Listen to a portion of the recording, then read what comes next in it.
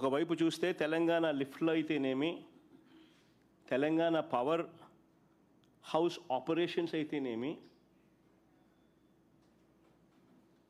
ఏకంగా శ్రీశైలంలో 777 అడుగుల నుంచి 825 అడుగులకే ఏకంగా రోజుకు 8 టీఎంసీలు నీళ్లు శ్రీశైలం నుంచి వెళ్ళిపోతా ఉన్న పరిస్థితులు రోజుకి 8 టీఎంసీలు.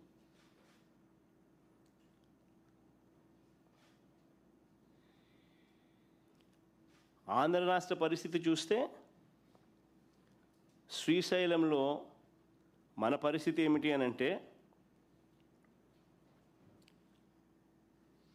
ఫుల్ రిజర్వాయర్ లెవెల్ 881 అడుగులైతే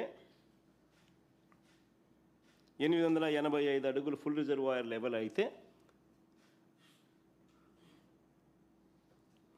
ఆంధ్ర రాష్ట్ర పరిస్థితి ఏంటంటే 834 అడుగుల్లో మల్యాల దగ్గర ఒక చిన్న లిఫ్ట్ 0.33 టీఎంసీ, 0.3 టీఎంసీ.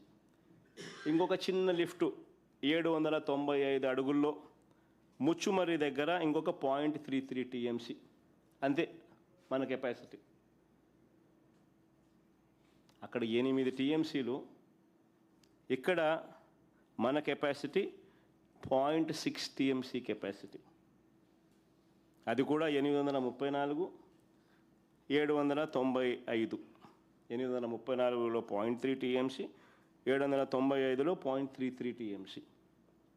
ఇది మన capacity. Srisailam reservoir level full reservoir level 885.